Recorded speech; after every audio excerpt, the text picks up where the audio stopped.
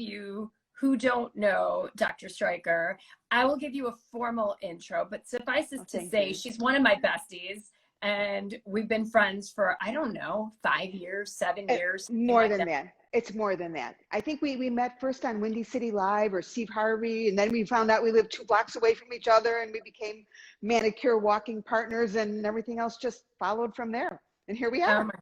And here we are. So everyone, I see everybody coming in and joining. We're going to have a great crowd today. So for those of you who are joining, I'm going to officially introduce her in a little bit, but this is my friend, Dr. Lauren Streicher, gynecologist, surgeon, prolific author, amazing friend, professor, mother. Anybody have anything? Lauren, what do you have to celebrate this week? Me? Mm-hmm. Well, my husband, Jason, had a birthday. That's celebration number 1. Happy birthday. Number 2, my book is number 1 on Amazon in the menopause category. Yes. Nice. I know. I'm very excited about that. So cheers to your cheers book. to my book. Yes, we'll talk about that in a little bit. But that was very exciting for me because there are a number of other menopause books came out that, quite frankly, I thought were going to be competition. But hey, I am number 1 and have been for a little bit now. So I'm very excited. Very excited. You've been number 1 for decades. Let's just not. Well, in our private little world, but now it's the Amazon world, which is a very good world. That is huge. Guys, throw up some hearts for Dr. Streicher, as I call her Lauren. So I don't know if I can keep calling her Dr. Streicher. I think that would be weird. I'm going to slide into calling her Lauren. It's whatever. I will answer no matter what. This is my inner Bella coming out. I decided I was going to put on something colorful for you because this is your show. So I thought, okay, I'm going to get into the Bella mode and wear something really bright. So here I am. Lauren, I'm loving the spaghetti strap. So you've killed it as always. Try. It's a lot of work. All right. Thank you for the LaCroix. You guys, without further ado, I don't even know if I need a formal I don't know if I need a formal introduction to my friend Lauren, who, just keeps getting better, like a great bottle of wine year over year, cooler, more successful. Lauren's been on every TV show on planet Earth, the Today Show, the Steve Harvey Show, Fox and Dr. Oz and everyone. Okay. I can't even name them all. There's so many. She's written 6 books. I'm 4 are out there, about 20 are on my computer, but they're going to get released one by one. A lot of books coming out. Okay. Whole series coming out. We're going to talk about that. Yeah. Oh my gosh. Hi from Australia. Hello from North Carolina. Look at this. We're like, love it. On the globe. Do you know I've sold 2 or 3 books in Australia, a whole bunch in England. So it's very exciting. South Korea, England. Look at this. You're bringing them in. South Korea. None from South Korea. You will be my first. Oh my God. So happy to see you from South Korea. Very cool. Oh, look, here's Jason. Jason is pouring me some wine. Thank you, Jason. Oh, lovely. Hi, Jason. A very big glass. But you guys, seriously, Dr. Streicher is a gynecologist, is the medical director of Northwestern Center for Sexual Health and Menopause. She's a complete badass author, surgeon, like I said, everything. And I am incredibly grateful that she is giving us an hour of her time to be here and to talk about all the things. What's up down there? What's up down there? And she's going to talk to us about her new book. And we're going to learn about who Francie is. So strap in, get your kids out of the room, because this is after dark. Okay? Today, since this is your show, we're going to talk about what's up down there, specifically in the dating world, in addition to anything anyone wants to talk about. But we definitely are going to go there. One of the things I've always wanted to do is identify unmet needs. What is no one else doing? And what no one else was doing was sexual medicine, and no one else was doing menopause.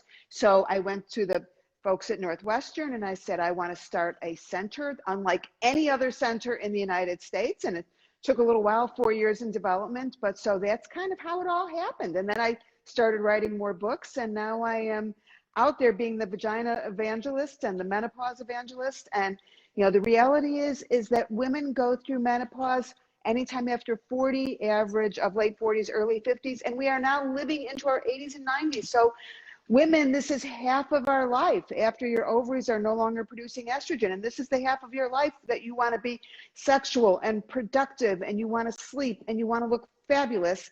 And the reality is for the most part, no one out there is helping you with this. So that's my mission. That's my goal, is to get out there. And I decided that the best way to do this is to, you know, write a series of books that women can get and can read, and no more encyclopedias. These are brief books about specific topics, and that's how this all happened.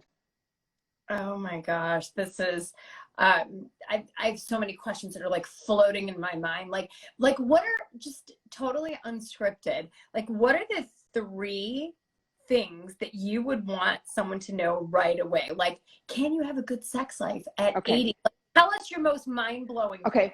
All right. First of all, the number one thing I want everyone to know is, if you have not been given a solution to your menopause problem, whether it's hot flashes, vaginal dryness, incontinence, weight gain, insomnia, I don't care what it is. If you have not been given a solution, it doesn't mean there isn't a solution. It means you need to see someone who is going to help you. You need to see a menopause expert, because in our center, I cannot tell you how many women, they find their own way there. Their doctors are not referring them, or sometimes their 7th, 8th, 9th opinion, and they are just floored that, oh my God, you mean there is a solution? The fact that I'm having sandpaper sex isn't something that's, you know, I'm supposed to live with?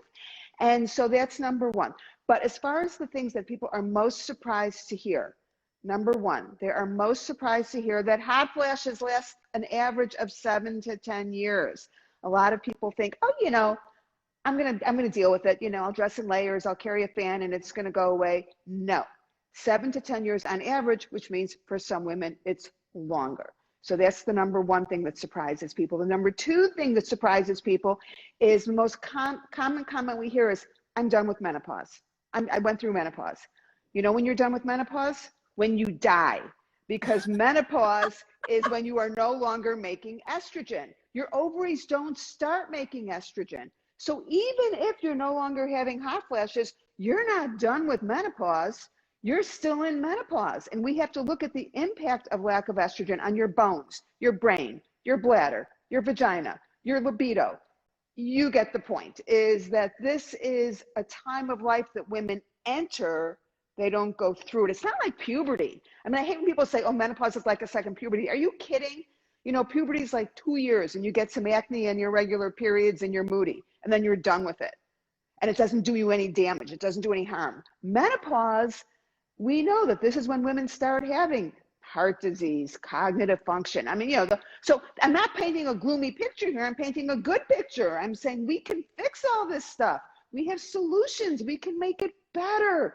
You just have to figure out what your issues are and get in the hands of someone who can help you.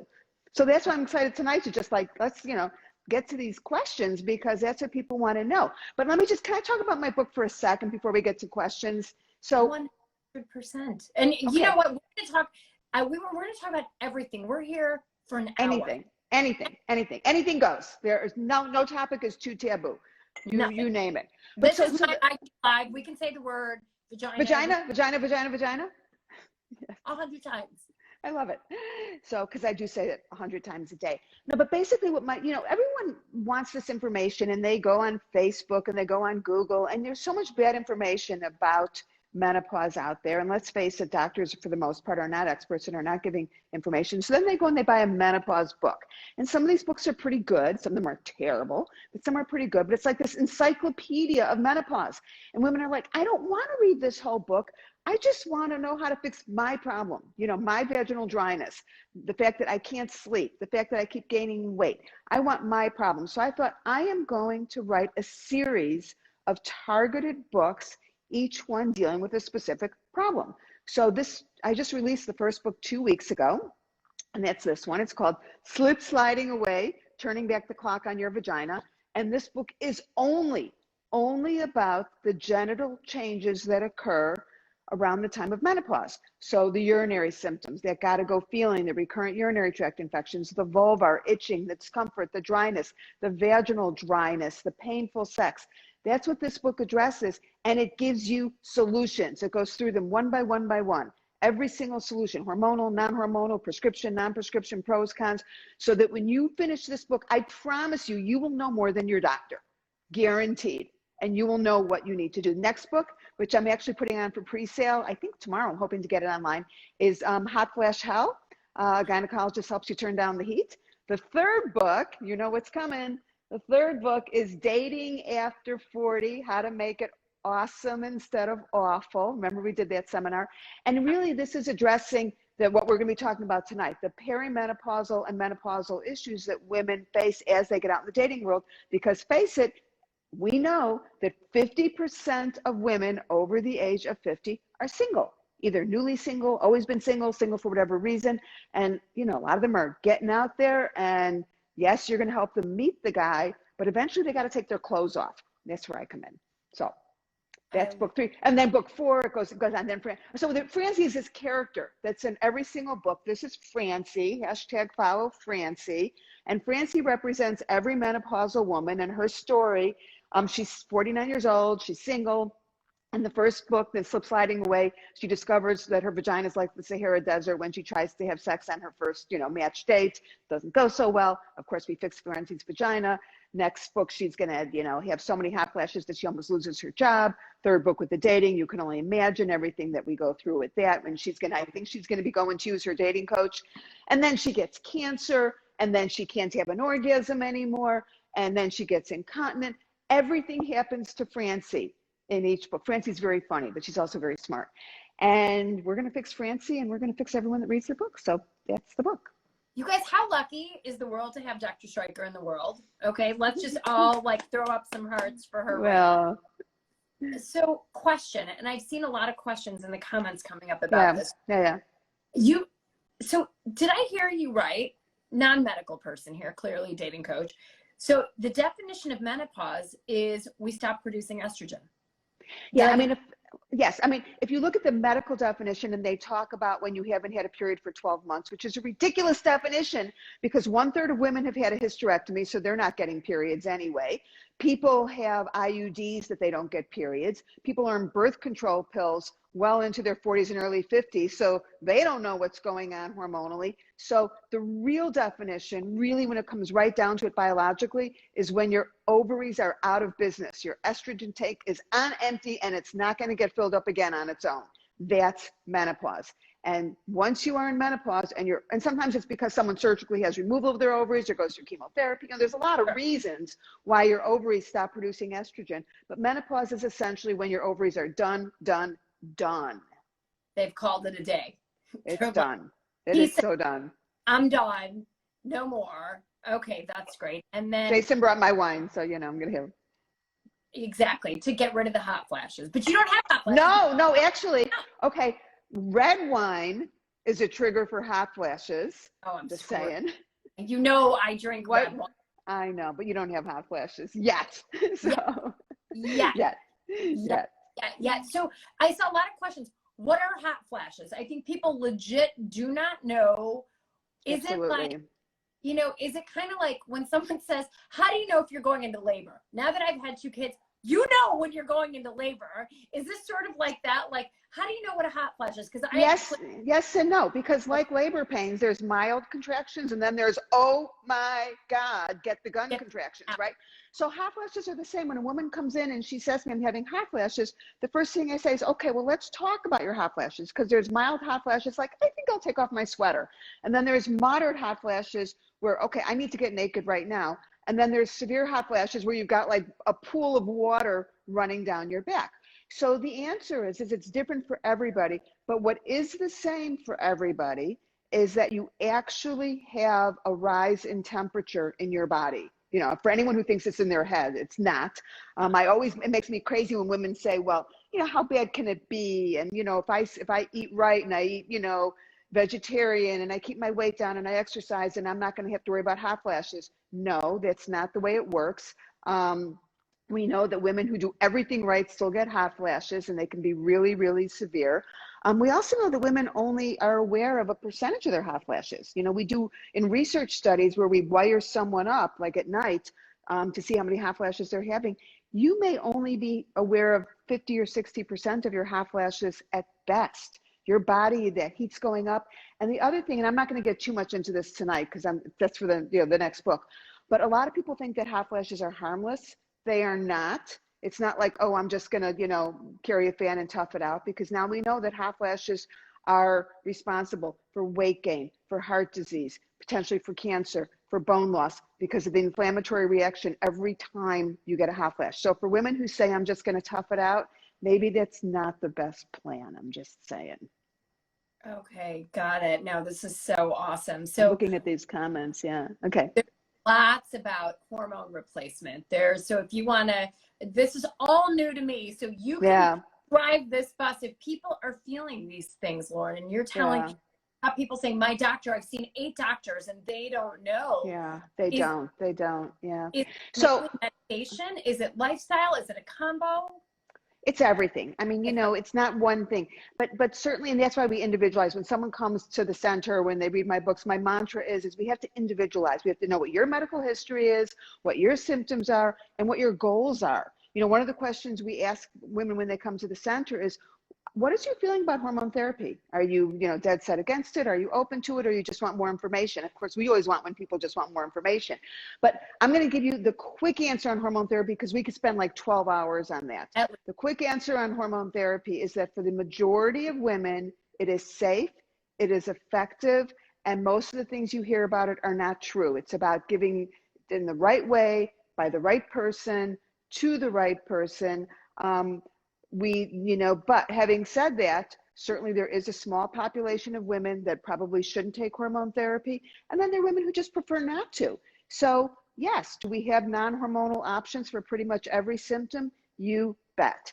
So the idea is while I'm a big proponent of hormone therapy, if it's given properly, and most gynecologists and most menopause experts, I know, in fact, all of them, everybody all takes it. But the point is I also appreciate the fact that it's not for everybody, and we have a solution for everybody. Okay. Yeah, that's great. I love that. It's all individualized. And before we get into slipping and sliding, there's an issue that I know comes up a lot with my clients, which is, number one, before they slip and slide and even get there, it's like, holy shit.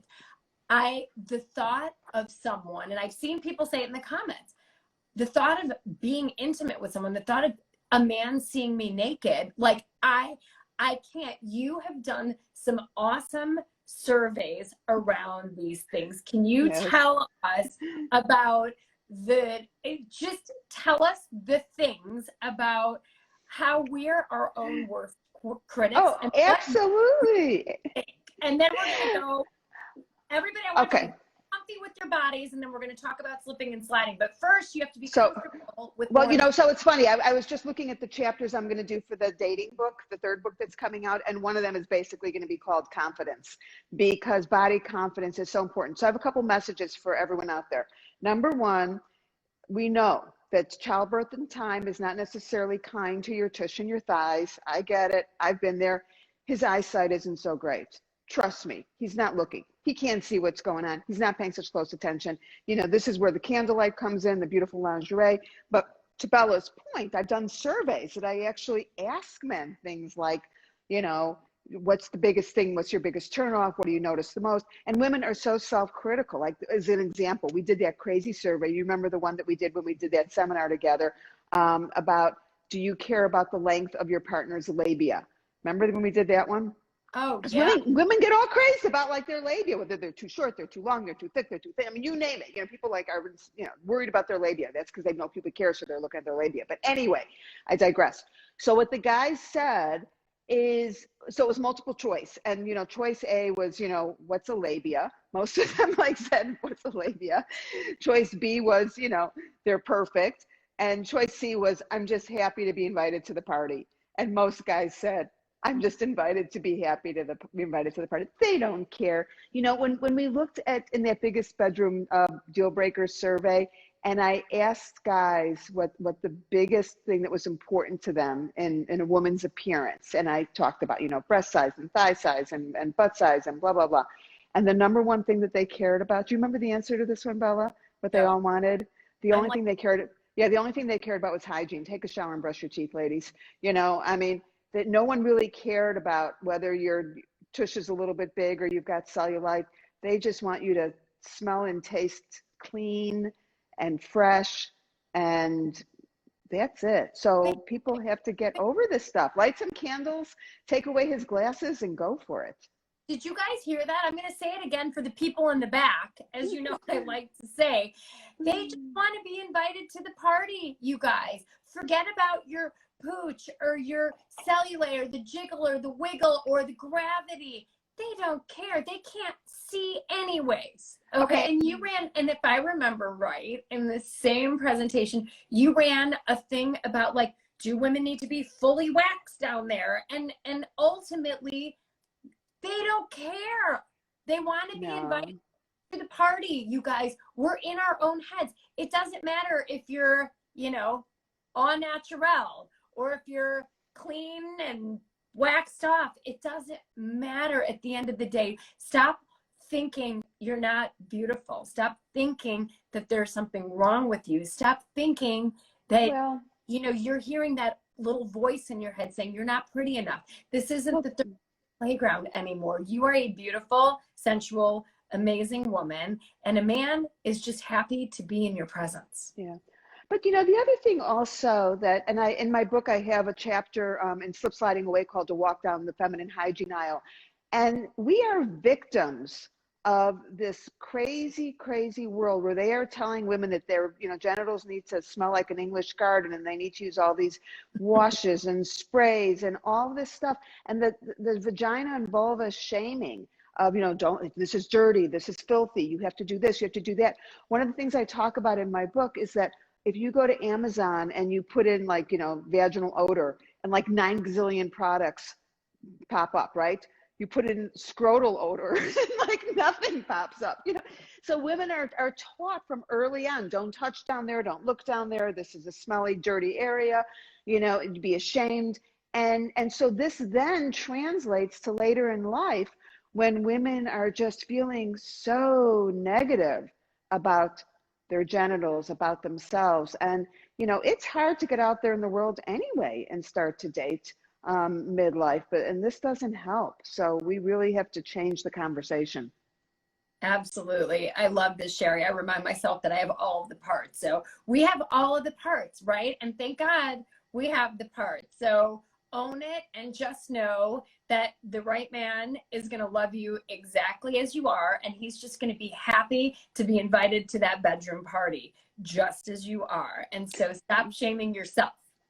The other thing also is one of the other things in that survey that I thought was so interesting is we asked guys, what's the biggest turnoff?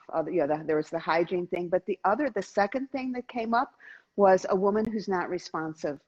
Isn't that interesting? That was so important to the guys that they wanted a woman to tell him, respond to what he was doing in a positive or negative way, to say, this feels good.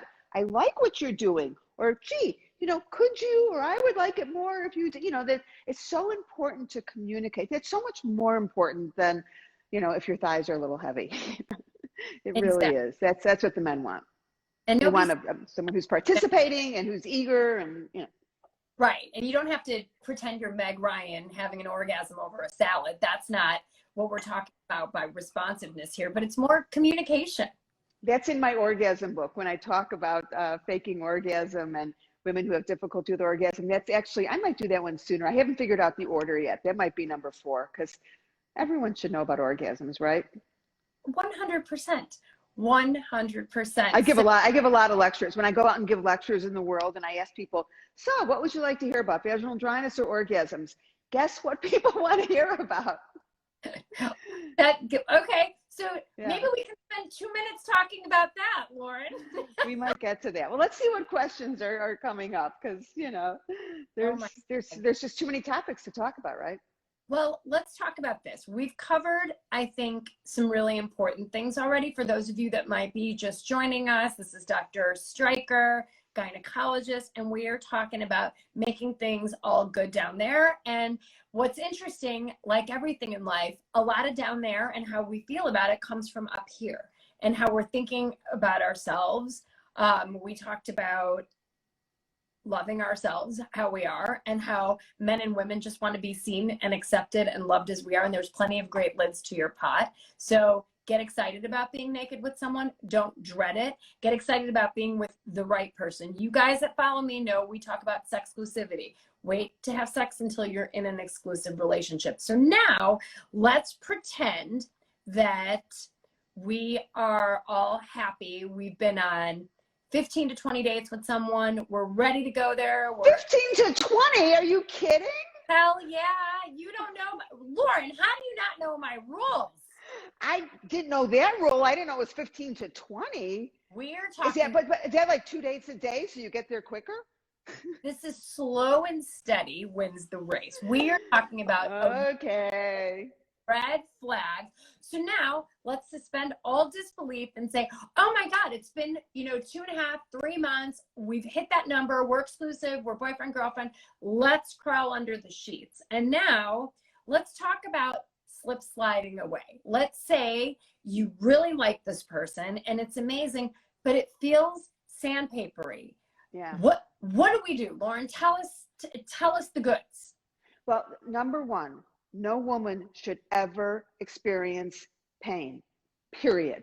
If you are in a situation where you are putting up with it, gritting your teeth, thinking this is the way it has to be, no, that is our number one rule, no pain. Now, one of the things also that I talk about, quite frankly, is a lot of women have been on a sexual hiatus for a long time, if they're in between partners, if they're dating. And when most women self-pleasure, they self-pleasure externally, with clitoral stimulation, because that's how women have orgasms. But what happens, and we talk a little bit about use it or lose it, is that if nothing's been in that vagina for a long time, months, even years for someone, especially if they're peri or postmenopausal, you can get drying and shrinkage of the tissue, and you don't want to be surprised. So now that we know that you're waiting like forever until you have sex, you have plenty of time to make sure that things are okay, right? So the way to know is to put something in there, which means you should have sex with Bob. But you know who Bob is? Bob is your battery operated boyfriend. And you have Bob, you buy a Bob. And if you don't already have one, which you should, buy a new one if you haven't for a while, and you put Bob inside your vagina, so that when you have an actual penis in your life, your vagina doesn't panic, because we want to make sure that things are going to go okay. So in the event that you are finding, whoa, things are a little dry, things are not right, things are not feeling lubricated, and then you want to be proactive, because you don't want to be in a situation where you are having, finally you've waited, you're now going to have sex with this guy and he has trouble getting in and it hurts, and you're thinking, what the hell, this is just not okay. So we start with a lubricant. And in fact, I have an entire chapter on lubricants and slip sliding away, no surprise. And I'm not going to get into the weeds on that now, other than to say that all lubricants are not created equal, that there are different kinds of lubricants, water-based, oil-based, silicone-based. There are lubricants that have damaging additives. You don't want to ever put KY jelly in your vagina under any circumstances, because it actually dehydrates the tissue. It can actually break the tissue down. It is not something that you want that's slippery. We always go with generally the silicone-based lubricants. But the thing about lubricants is you have to keep in mind that a lubricant doesn't change tissue. It just makes it slippery. It greases the skids. And some women, the tissue becomes so thin and so dry around perimenopause and postmenopause that even a bucket full of lube is not going to do the job. And then we get into some of the, prescription products or the long-acting moisturizers. I mean, that's each chapter in the book is a different product. So yes, we talk about the local vaginal estrogens, DHEA, laser therapy. There's a pill that you can put in your mouth. I mean, women are like, you're kidding. I didn't even know all this stuff existed. We talk a lot about the muscles that surround the pelvis that can cause pain during intercourse and getting physical therapy. So, sometimes it's super easy. It's just the right lubricant. And sometimes it's going to take a little more to get you where you need to go. And with all of these solutions, I know you talk about perimenopause and menopausal women, but could a 30-year-old be experiencing this as well? Sometimes. So there are circumstances in which a 30-year-old has dryness. Postpartum is the most common. We sometimes see women on low-dose birth control pills. We talk about birth control pills can sometimes cause you to lose your libido. In some cases, they can also cause thinning and drying of the vaginal tissue. That's a condition that we actually see quite a bit that doesn't get diagnosed often enough. That's one. We see, of course, young women who are going through chemotherapy, or radiation for cancer treatments. They experience that. But when we look, and for the most part, for women who are in their 20s and 30s and even 40s, if they are having pain with sex, it's for a different reason. There's, a very long list of things that can cause painful intercourse, endometriosis and something called vestibulodynia and lichen sclerosis. And, there's a whole list. But the point is that the dryness thing can sometimes occur in younger women, but for the most part, this is a consequence of lack of estrogen, which occurs during perimenopause and postmenopause. And my first book, actually, which is a big book called Sex RX, Hormones, Health, and Your Best Sex Ever, that goes through all of the causes of painful sex, while my new series, my Inside Information series and Slip Sliding Away, is really just focused on the perimenopause and menopause woman, so the 40-plus crowd. Okay, and I was just about to say, when you talk about perimenopause and menopause, what age range are we typically talking? So in the United States, the average age for women to stop producing estrogen is 52. Perimenopause is in that period of time before, when your ovaries are kind of like all over the place. On Tuesday, they might be making estrogen, and on Wednesday, they decide I'm going to go on vacation, so it's totally unpredictable. And what we know is that even though 52 is the average age, anytime after 40 is considered to be normal. And women are blindsided because they're 44, 45, and they start to miss periods, or they have dryness, or they're having hot flashes, and they're thinking, I can't possibly be going through perimenopause. I'm too young, when in fact, they are in that target age group. And then there are women that are older. It's a spectrum. And we know that there is a genetic component. If you're not sure where you are in this whole thing, sometimes it helps to ask your mom or your older sister, when did you stop menstruating? And sometimes that's a guide, but there are other things that influence it. But yeah, it can happen younger than you think. Wow. Okay, that's so interesting. I'm reading people saying 43 was game over, right? Absolutely. Absolutely. Yes. Wow, interesting. And it's funny, I'm reading some of the questions that you had sent to me, which are such great questions. And this book, Slip Sliding Away, this whole book, is it about sex, or is it's not at all so much more than having sex? It's about. I'm so glad you brought that up, because the thing is that certainly while women in this demographic are concerned about sexual activity, and when I talk about sexual activity, I'm not just talking about intercourse, I'm talking about any sexual activity, and certainly whether a woman is gay or straight or bi, it doesn't matter. This is all covered. But the thing is that the overall syndrome, if you will, what happens to the genitals during this period of time is called genital urinary syndrome of menopause. And what that means is that there are non-sexual issues as well. So the urinary symptoms, that gotta go urgency that a lot of women have, that recurrent urinary tract infections that women get, the vulvar dryness, the vulvar irritation, they have nothing to do with sexual activity. These are all consequences of perimenopause and menopause that should be treated, because it's uncomfortable. And I can't tell you how many women end up getting treated for urinary tract infections again and again and again. And then they get the yeast infection, and then they go up to the urologist and they get the cystoscopy. It's like, oh my God, I want to tear my hair out, because all they needed was for someone to treat what was going on in the bladder and the genital tissues using either sometimes estrogen or a non-estrogen product to get rid of this. I mean, we literally can wipe out recurrent urinary tract infections in this population with easy treatments. So yes, in Slip Sliding Away, while it kind of sounds like it's just about sex, but it's really also for women who are having non-sexual issues. Anything having to do with the vagina, the vulva, the bladder, except I don't get into incontinence a lot because I'm doing a separate book on incontinence. But I do get into that urgency, that gotta go feeling. Wow, that's so interesting. And so you've alluded a little bit to Francie, and we know she's pink and she's got a black bottom and she's smart.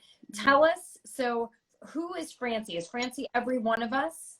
Yeah, so when I was writing this book, I thought, menopause can be dry, get it, dry.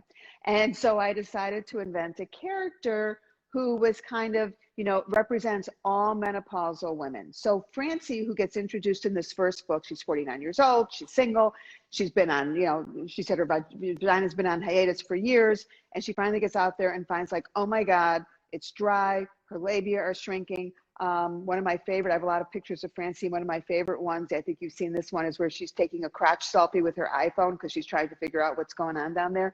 And so throughout the book, each chapter starts with a little Francie vignette about, what's happening, her journey. And Francie will continue throughout all of these books because Francie's really based on, I've seen thousands of patients. This is what I do. I run menopause clinics. Most gynecologists, they might see one menopause patient a day. We see them all day long, hundreds, thousands. So Francie is kind of all of these women put together in terms of their concerns. And Francie's really smart. She's funny. She's witty. She's out there. And the best part is Francie does have her own theme song, written by, guess who? My husband, Jason, who, as we all know, is a musician, writer, producer, all of that. So he wrote the Francie theme song, and it is on my Instagram site. Please follow me. I'm feeling very lonely. I'm kind of new to Instagram, so I don't have nearly as many followers as Bella. But the Francie theme song is on there, but it doesn't have the words yet. The words are finished. So the words are great. And when I do my own, I'm doing Facebook Lives, and I always start with the Francie theme song. But I really want women to identify with Francie and say, oh my God, Francie's like peeing in her pants. That's me. Francie doesn't sleep. That's me. Francie's playing Words with Friends at 3 in the morning. That's me. So, Francie's everybody. But Francie's great. She's going to. Storm. That's me. That's me. I love. So talk about sex and women. Maybe they're getting out there after a hiatus, or maybe there's women on here that are in a healthy, committed relationship, but they've, been together for decades. Like, talk about the concept of use it or lose it. Yeah. So use it or lose it is interesting because use it or lose it is really something that you don't see it in young women, quite frankly, because their vaginas are kind of always good to go. But we know that women that have constant stimulation of those vaginal tissues do have increased lubrication and elasticity. So that's why I talked about before that if there isn't an actual penis in your life, if you're in between partners, and if that's important to you, then you should be stimulating the inside of the tissue. But there's a caveat to that. And the caveat is only if it's not painful. A lot of women think that if it hurts, that it's because, I haven't used it enough, so I'm going to keep doing it. And that only makes it worse because your vagina is not stupid. And if it hurts, your vagina is going to say, don't go in here, and it's going to dry up. Your muscles are going to tighten. So the mantra is fix it if it hurts, and then use it or lose it. Because quite frankly, some women, it doesn't matter. Even if they are having regular sexual activity, the tissue's still dry, it's still thin, and we have to do other things. But the other thing also, and I think it's so important depending on, the situation, is when we talk about sexual activity is not just intercourse. There's a lot of other things, and we're always actually very specific in the clinic when women come in and we talk about sexual activity. We talk about, self-stimulation. We talk about external stimulation. We talk about oral. We talk about manual. We do talk about intercourse because, face it, a lot of women, especially if they're a little bit older, with older guys, and it's not like they can maintain an erection anyway, right? So it may be because of him, that intercourse is off the table, and that doesn't mean that you still can't be sexual. So one of the things that we also do, in addition to talking about the physical, hormonal, biological aspects of all of this, is we talk about, non-intercourse sexuality. As you know, we have a whole staff of sex therapists that are specially trained in this, that meet with individuals and couples and work with them, because we have so many people that have challenges, whether it's, breast cancer, prostate cancer, surgery. It goes on and on and on. And so there's always a workaround. We just have to figure out what the issue is, and then we get the workaround. Wow. And to that point, there's so many people on here right now. What do you tell the people if they're doctors? Like I was looking in the comments before, if they're in a place in a city, or what if their doctors are not helpful? What should they be doing? Yeah. Okay, so this is the deal. If you are in the Chicagoland area, of course, then you come to see us at the Center for Sexual Medicine and Menopause, which the website is sexmedmenopause.nm.org. And I just have this incredible staff of extraordinary clinicians who are amazing. But if you are not in Chicago, first of all, we do telemedicine. And, you know, if you had something seriously wrong with you, you'd make the trip. I mean, we do have people from all over the country that come in and see us for that initial appointment when we do have to do an exam, and then we do telemedicine after that. But if you are someplace else, the best place to find a doctor who actually has an interest in menopause and knows something about menopause is there's an organization called the North American Menopause Society, NAMS. Their website is menopause.org. If you go to the top of their homepage, there's a tab that says Find a Practitioner. You put your zip code in there and you will get a list of people who are participating in the NAMS website. Now, there's two kinds of clinicians that you're going to find on there.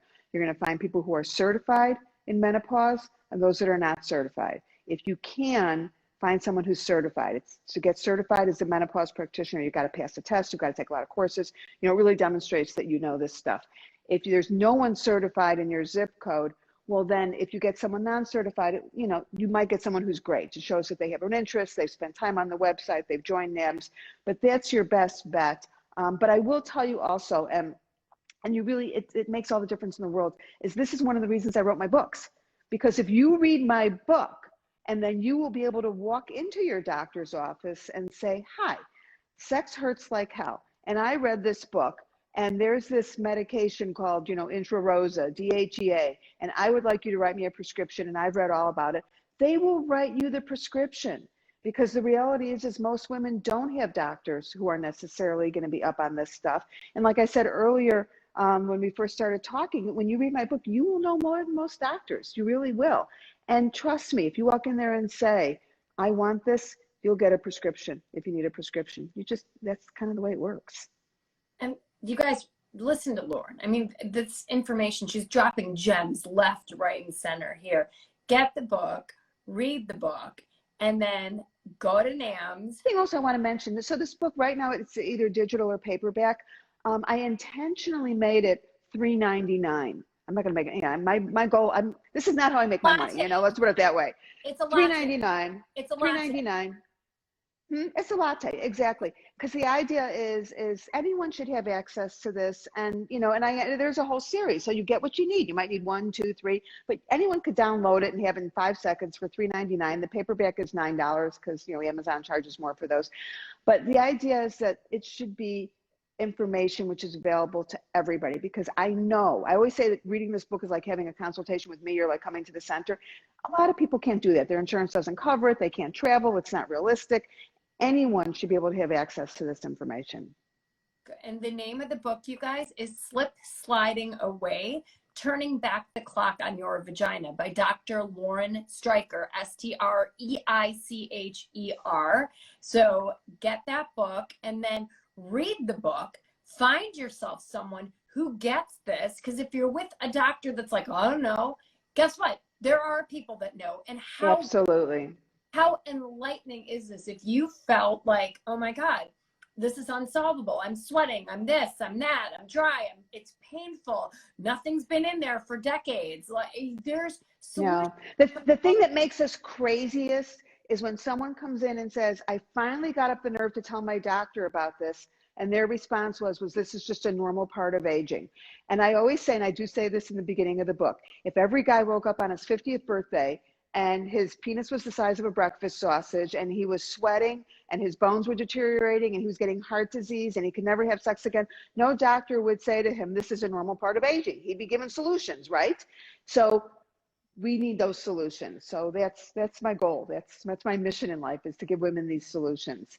But but I don't mean to give guys. I mean, guys need this information too. They really do. And I mentioned earlier, my husband Jason and I are talking about how to get it out there, because Jason is like the most popular guy at cocktail parties. All these guys come up to him and say, "Help me! I love my wife. I love my partner.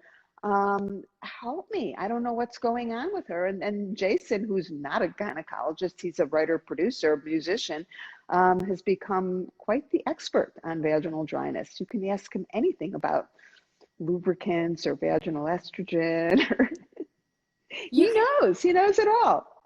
Jason is the funniest guy potentially that I know. I mean, hilarious. And right, he's probably like an honorary gynecologist. Yes, but don't take your clothes off for him. I'm just saying, if you meet Jason at a cocktail party, no matter what he says, leave your underwear on. I'm just saying. Especially if he walks up to you with the speculum or something like that. Oh my God. Run.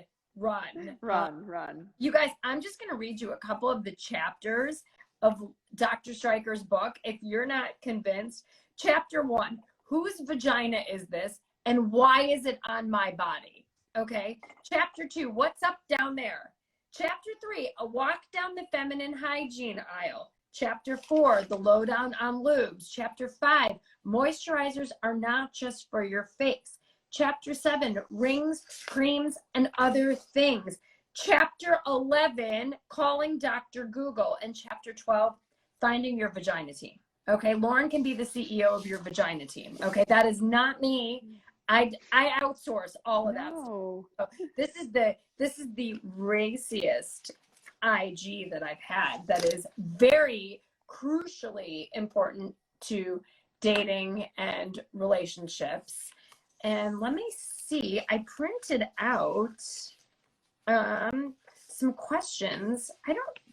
You don't have them. Do you have them in front of you? I wonder if Andy stole the question. Oh, is Andy still there? No, Andy, he left, but I'm trying to see. Hold on. Let me see if they're on the printer. They are. Hold on, everybody. I'm going to get the Don't go away. Going away. This is real. Technical difficulties. Please stand by. So I'm going to read a couple of the questions. I know I posted the sticker really late today. You guys, I'm sorry. It's been such a bananas week. So we got a good couple of questions. Question for Dr. Streicher. What are your must-dos after having sex to take care of your hoo-ha? Your must-do is do nothing. Your hoo-ha takes care of itself. And this is part of what we talked about, this whole feminine hygiene thing about how women are told you need to douche, God forbid. You need to wash. You need to do this. You need to do that. You need to cuddle. That's what you need to do after you have sex. You need to cuddle. You really don't need to do anything. This idea that you've got to leap out of bed and pee, otherwise you're going to get a urinary tract infection. You've got to wash things off. You really don't need to do anything. The only caveat I will say to that is some women who have a pH imbalance, and sometimes semen can make their vaginal pH go up and they get that funky day after odor. One of the things that you can do to prevent that from happening is the day after sex, not the minute after sex, the day after sex, you can use some Refresh gel, which is over the counter. It's REPH, and it's a great product because it will normalize your vaginal pH and get the lactobacilli, which are the good, healthy bacteria, to repopulate the vagina. Because sometimes it's not that he has smelly sperm. That's not why you have an odor. It's because semen elevates your vaginal pH. But this whole notion of what do you need to do afterwards, you really don't need to do anything. Biologically, we were put on earth to have sex, period. So you don't, and the vagina is self-cleaning. So you don't need to do anything. Okay. Ladies and gentlemen, did you hear that? You don't need to do anything. You don't need to go run and pee. You don't need, certainly don't need to douche and do anything. Oh God, no. Do nothing and cuddle. I love that. What you need to do is cuddle. Yeah. So here's the next question. Is it safe to use HRT for more than 5 years? My doctor says no. Now my hot flashes are back. Help with 2S. Yeah. Okay. I'm gonna give you the short answer to that. Get a new doctor. Well, I mean, it's true that the doctor's not a menopause expert. And I used to be much easier on doctors, but now I'm not, because I think women just need to get the right information. So I'm going to tell you a real quick story. About 4 or 5 years ago, I was asked to moderate a panel at the National Menopause Conference, where every academic menopause expert in the country gathers. So the people in the conference said to me, we want you to moderate a panel on how long women should take hormone therapy. Should they stop in 5 years, or should they take it forever? So I said, okay, sounds like a great panel. So I sent out a query to every major menopause expert in the country. And I said, I'm doing this panel. Do you want to participate? And everyone said, yes, great panel. And then I sent out another query and I said, okay, which side are you on? Every single one of them was on the side of never stop. I said, come on, I can't find one person to argue on the side of you have to stop in 5 years. And everyone's like, no, there's no science that supports that. There's no reason for that. And we also talked about the fact that earlier I said the average amount of time that women have hot flashes is 7 to 10 years. So why would you stop your hormone therapy while you're still having hot flashes? But this is part of the mythology and misinformation out there, which is why I'm writing Hot Flash Hell now, so women will know the real answers on that. Oh my gosh, I'm sure if I said, how many of you are going to want Lauren to come back and see us when she writes her new book? Just throw some hearts up so we can all see the truth. Let me see. Oh, this question's probably for me. 3 weeks talking with the military guy daily, video and in-person dates, left for training, no word in a week. Oof. Well, if he's out military training, he may not have access to phones and communications. As someone who used to be a pro at dating military guys, you're talking to her right here, there were times where I wouldn't hear from the guy that I dated in college for 4 weeks because they had no phones and there was no email, there were no cell phones back in that day. So I don't know. If he does have a communication device and he's just not communicating with you, which I'm suspecting is the case, and that's why you wrote this question, send a nudge text. Just say, hey, I'm thinking about you. How are things going? And see what you hear. And then if you hear a lame response and the communication drops off, remember, you guys, people show us who they are. It's up to us to believe them. Okay? That's the unfortunate truth of this. And if you're not hearing and you're not hearing and you're not hearing, I don't know if you're exclusive or not. Well, no, because it's been 3 weeks talking to somebody. What I will tell you is build up that dating funnel. Diversify your dating assets, because if this dude is not communicating with you now, you're not exclusive. Bring in some other dudes, okay? And now you know how to get it slip sliding. Just kidding. You don't want to slip slide just yet with someone else. Only with Bob. You can slip slide. Bob is great. And for those of you who don't know what Bob is, he's a battery operated boyfriend. Yeah, okay. Always good to go. Very low maintenance. Oh my gosh, no cell phones. LOL, Bella. People are laughing at me. Do you have a favorite Bob that you would recommend? Or not really? You know, actually that's, I'm going to do a whole vibrator thing in the orgasm book, because that's kind of a long question, but okay. All right. no, there are a lot of Bobs out there. Oh my I God. do have on my website, drstreicher.com, I do have an article, Vibrators 101 for the women who are just saying, oh, I've never bought a vibrator before and I need a little help. So that's Vibrators 101 on drstreicher.com. Oh, Lauren, I almost forgot our favorite question that we know we get 100 times when I said. Bob is my ex-husband. I love that. Yeah. Okay. Know what it is. Okay. Go for it. I know what you're going to say. Speaking of the subject down there. Oh, I've never heard anything brought up about when a person has herpes. How do you approach that subject? And when do you talk about it? Can cause lots of anxiety even after 20 years.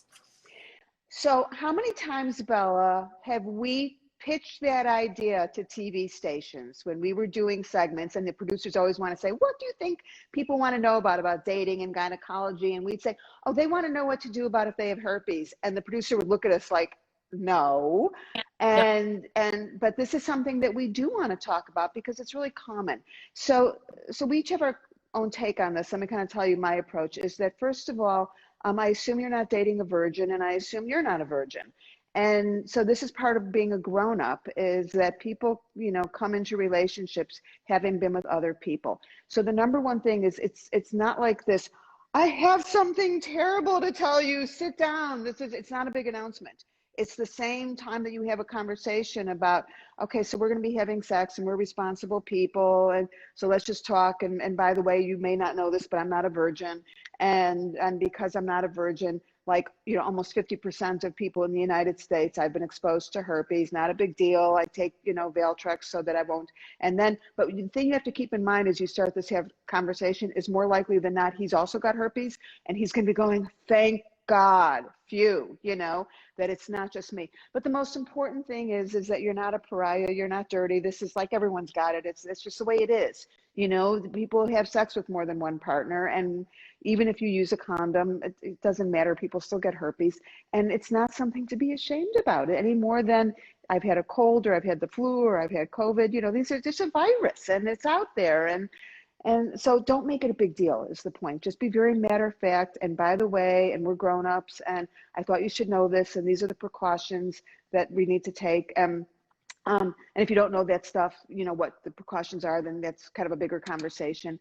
But it's not a big deal. It's just not a big deal. And what percentage of the population has it and doesn't even know it? Like, give those stats. Like, what? Well, okay. So the way the stats are, if you put herpes type 1 and type 2 together, it's over 50% of the population will test their blood test positive for one or the other. About 60 to 70% don't even know it. But the other thing that's interesting is that everyone has this idea that type 1 is on your lips and type 2 is on your genitals. Not anymore, because guess what?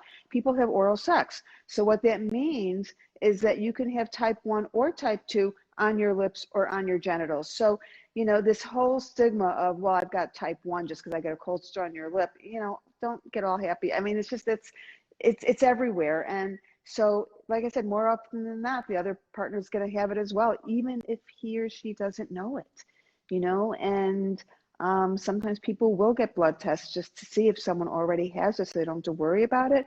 But also, you know, we can talk about taking precautions. When it's funny because on my YouTube channel, which is YouTube of Dr. Streicher TV, and you always look at what are the videos that are most often watched. And one is how do you use a lubricant, which is interesting. Not which lubricant to use, because I have one on that too, but how to use the lubricant, because you kind of always assume people know this and they don't.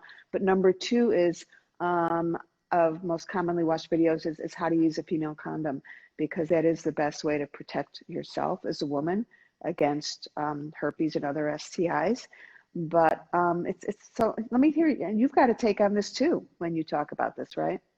Yeah, it's a later conversation. You guys know my take on this. Probably people need to earn your story. They don't get it right up front.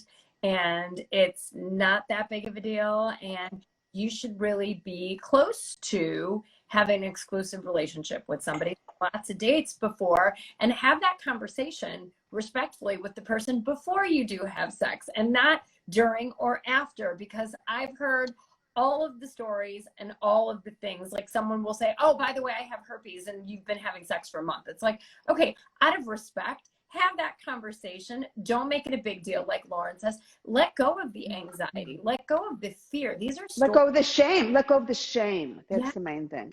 The shame is horrible. Shame sucks, you guys. It's a terrible, terrible thing to do to yourself. And like this person who wrote this question in, like, after 20 years, and it causes anxiety. I can feel the pain through that email that came through. Let it go. Like Lauren says, he's probably got it too, and he's going to be relieved that you have it. These are my precautions. Have your little game plan and go. And that's about it. That's what I would make it a big deal. And so I think actually, I think on Match.com, there should be, like, you know, you check off smoker, not smoker. It should be herpes, not herpes. And then that way everyone with herpes can just match, right?